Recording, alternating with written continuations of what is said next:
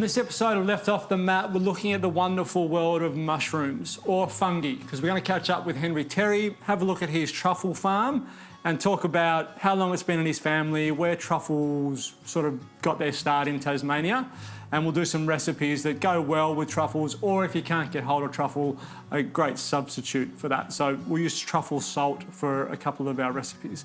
First thing I'm going to do today is make a mushroom soup. So again, mushrooms, truffles are a great combination, and we'll talk today about the importance of pairing truffles with things that have a high fat content. So we're going to use a fair bit of butter in this mushroom soup. So I want to roast my mushrooms and my leek. So I'm using leek to give it a bit of body and add a little bit more flavour. So leek has that flavour of almost onion and garlic mixed together. I only want the white end of the leek, so get rid of the green bit. Chop that into some chunks.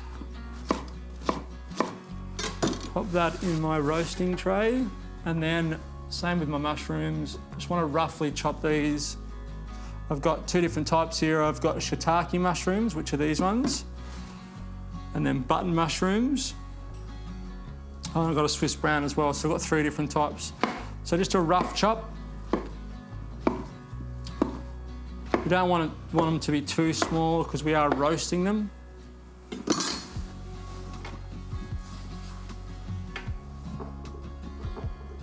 And I'm going to use some dehydrated mushrooms as well. So you can normally get a mixture of dehydrated mushrooms, porcinis, things like that, so you can get that sort of flavour all year round. So these are our dehydrated mushrooms here.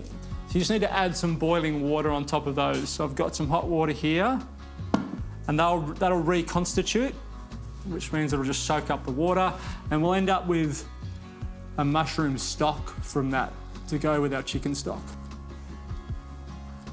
It's about 500 mils, 2 cups of boiling water on top of those, and just let them sit. They'll steep out all of that colour and all that flavour. You can use the dehydrated mushrooms if you want to in the soup. Sometimes they can go a little bit bitter though, so just maybe try one before you decide to put it in the soup. So mushrooms, a couple of knobs of butter. We go 3 to 4 knobs of butter, just because we want to carry that flavour throughout the whole soup. So it needs to have and we're not adding any cream or milk or any dairy to the soup when we blitz it. So you need some of the fat or the dairy now. A good pinch of truffle salt. It'll bring out that moisture and also start to impart that truffle flavour. Pop that in our oven. And that'll take about half an hour to 45 minutes to roast. You want it to be nice and golden. The amount of mushroom and leek that's in there now will look like it's halved, so it will reduce quite a bit as we drive out all that moisture. And then we can take it out, add it to our pot, add our other ingredients and blitz it up.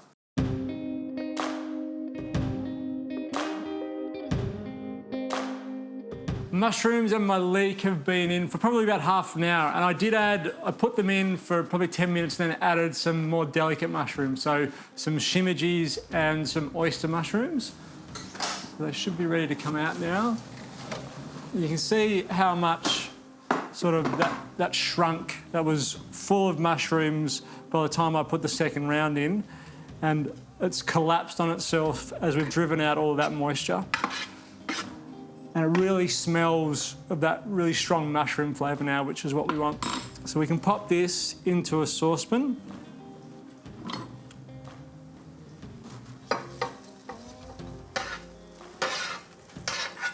So I'll turn that saucepan on. I'm going to saute them in there for a couple of minutes, and then I'll add my stocks to it. So I've got my mushroom stock that I've drained. So I've taken out the reconstituted mushrooms. So I've got my mushroom stock, about 500 mils, and then I'll use about 500 mils of chicken stock as well.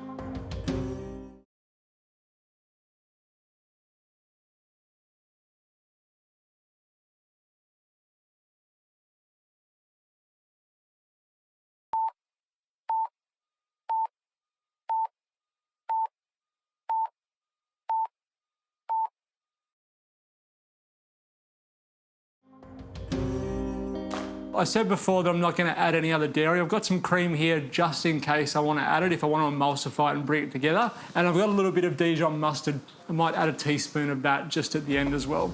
So we'll saute this off and add our stocks and then let it bubble away for about 5 minutes.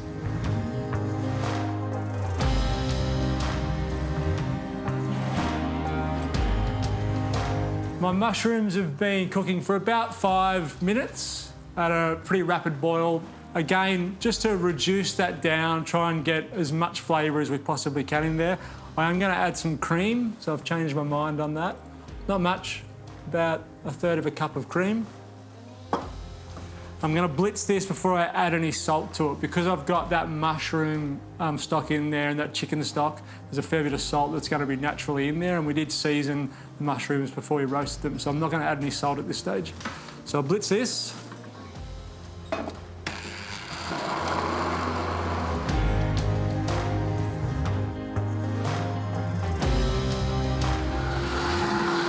The longer you blitz that, the smoother it will get. So you need to blitz for a little while. Another pinch of salt. I've tried it. It needs a little bit more salt, but it's pretty close. Just blitz that salt in. Now a little bit of mustard for 2 reasons. One, it's going to give it a little bit of a punchier flavour, and also it's going to help hold it together. So mustard, Dijon mustard is a natural emulsifier. So this, a little teaspoon of mustard will help hold the soup together. All right, done.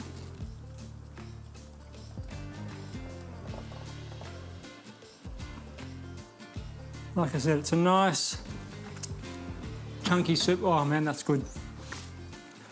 The flavour that you get out of roasting those mushrooms, you really can't get any other way. So take that extra half an hour to 45 minutes and get some real colour on your mushrooms. You'll thank yourself for it when you get to this stage, and you get that flavour, that really roasted mushroom flavour that you cannot get any other way. So going from one type of fungus to another now, we're going to catch up with Henry Terry at his truffle farm, and he's going to tell us everything that he knows and the family knows about truffle farming.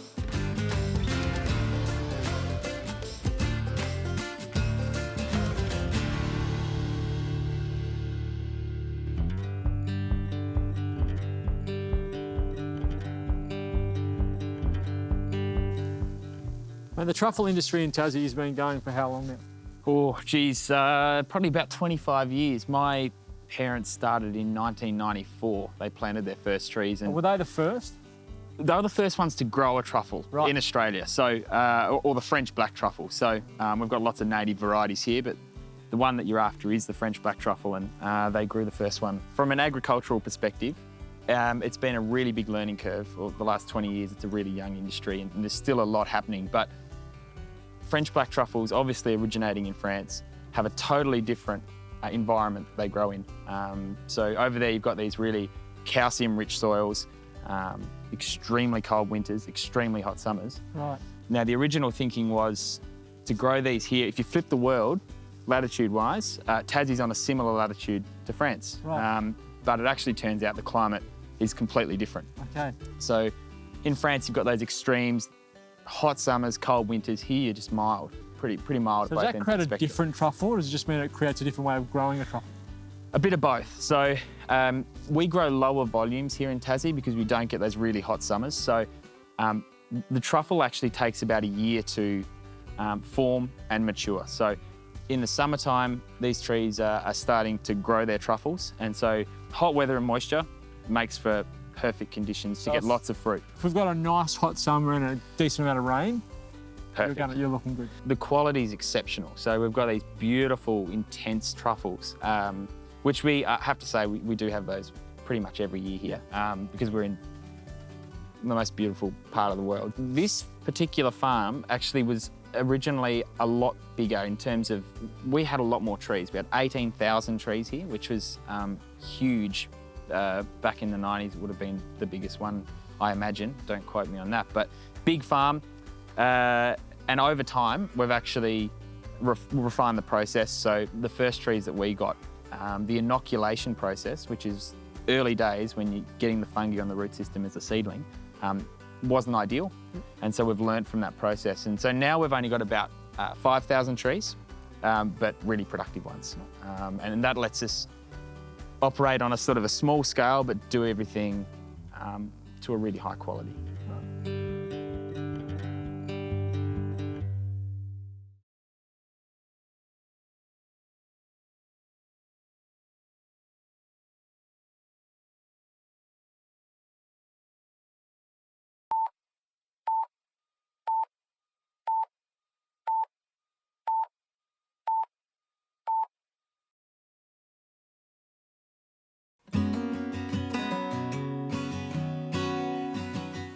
So what's the next frontier for the truffle industry in Tassie, Henry? Well, I mean, for us, we're growing a nice bit of truffle now. Tassie truffles are sort of world-renowned, as I've sort of mentioned, and for us, we'd love to be able to share that.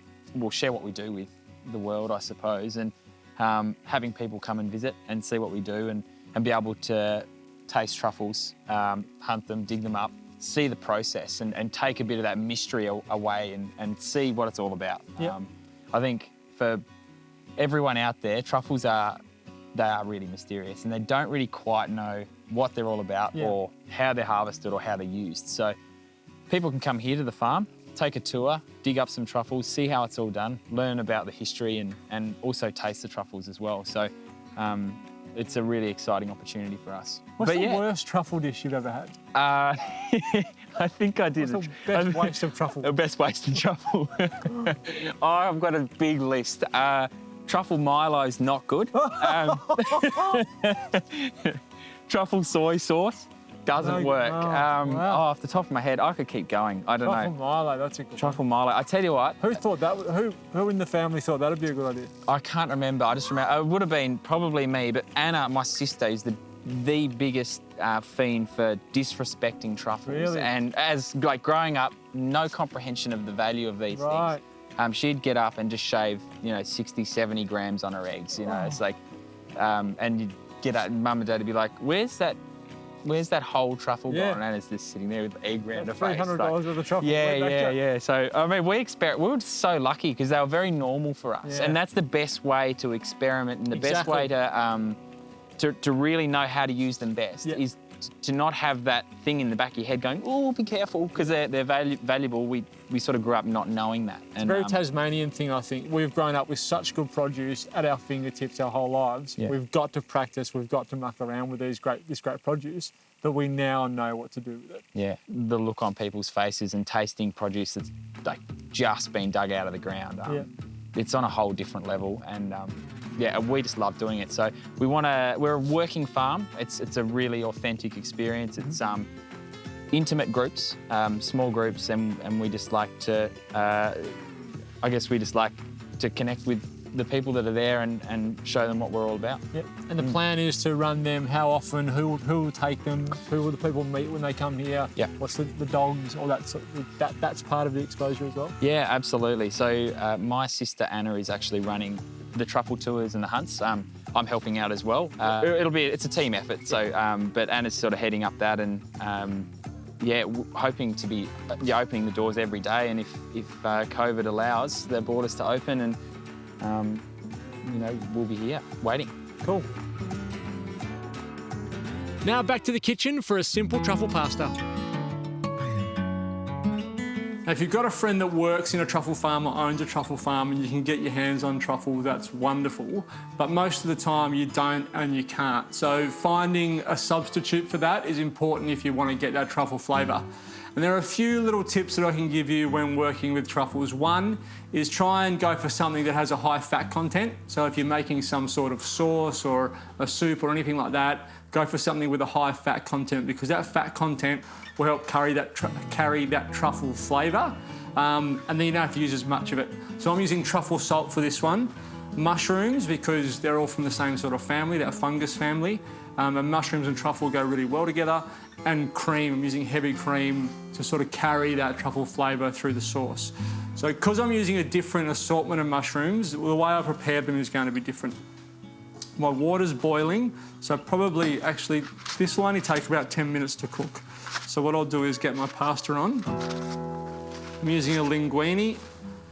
You can use any pasta you want. I like long pastas for this kind of thing when you've got this kind of sauce. I just think that long pastas like spaghetti and linguine stick to the sauce really nicely. But if you are someone who likes a short pasta like a penne or a rigatoni or something like that, then go for that. So I want about 2 portions. So 1 portion is normally if you can go around your hand and get to your first knuckle, that's 1 portion.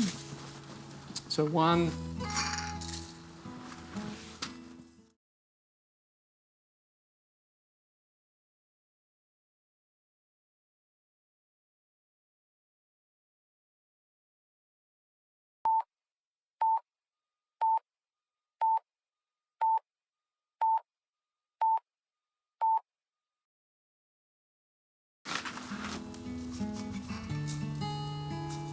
Pasta in. That water is seasoned really well. It's important to season your water whenever you're making something that has to rehydrate, because as it rehydrates, it's going to take in that water. If that water's seasoned, then it's taking on salted water, which means the pasta or the rice or whatever it is that you're cooking, that'll be seasoned as well. All right, so for my mushrooms, you've got sort of a big button mushroom here. Just want to chop that into smaller pieces. So I'll chop it in half, and then into slices, because everything is going to cook at different times. This is an oyster mushroom, so you can just sort of tear that and throw that on top. Same with that one. And these will give all different flavours, but the best thing is they give different texture as well. So these little ones here are shimajis. They can just go as they are. Same with the enokis. Then these little black fungus, they're known as rat's ears. You can see why. And they've got an awesome texture as well. So if they're a nice small size, you can keep them whole. If you've got big ones, then just chop them in half. And that's all of our mushrooms. Now that looks like a lot of mushrooms, but as you cook that, you're going to drive out all the moisture and it will shrink quite a lot in the pan. A couple of cloves of garlic. Just chop them roughly. Mix them in with my mushrooms. So I want a little bit of oil in the pan. You don't want, and this is probably where you can use oil or butter, it's up to you. You don't want too much oil because the mushrooms will just soak that oil up. They're like big sponges. Mushrooms in the pan. That's going to take probably a good close to 10 minutes for that to cook. So I think our pasta is about 11 or 12 minutes. So by the time that pasta is finished cooking, we'll pretty much be ready for it to go straight into our sauce. So let that cook away for 10 minutes. Then I've got my cream, which I'm just going to add at the end as a sauce to bring everything together. Now, as soon as your mushrooms go in, you want to add your salt at that stage because it will help draw the moisture out of your mushrooms. And it's a good idea to do that if you're cooking any sort of vegetables. As soon as you put your vegetables in, if you're doing a mirepoix or something like that, throw a little bit of salt in there as well. That'll help draw that excess moisture out of the vegetables. As that moisture goes, you start to intensify the flavour of whatever it is that you're cooking because you drive that moisture away. So we'll cook those away for close to 10 minutes, add our cream, mix it all together, another little bit more salt probably, just to add more of that truffle flavour, and then we'll bring everything together. I'm going to take the pasta straight from the pot into the pan and bring some of that pasta water with it so we get some of that starch to help thicken our sauce a little bit.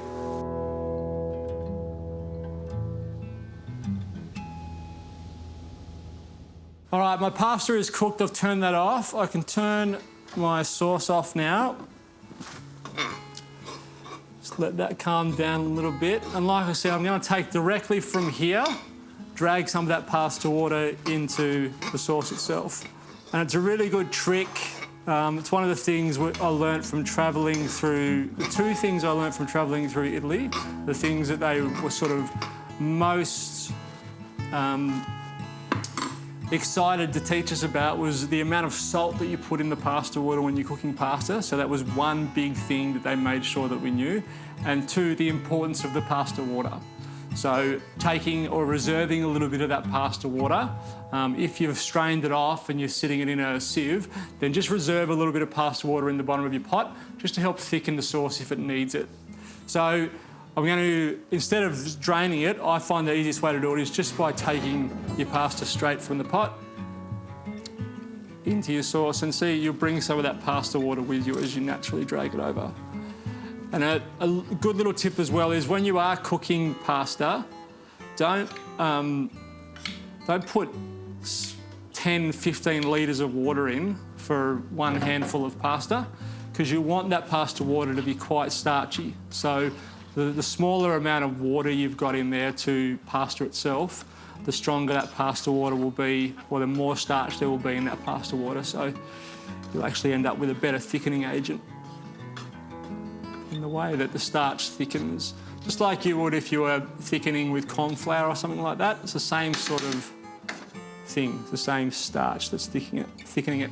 So allow it to cool just a little bit. So give it 2 or 3 minutes once you've stirred everything in, just to relax.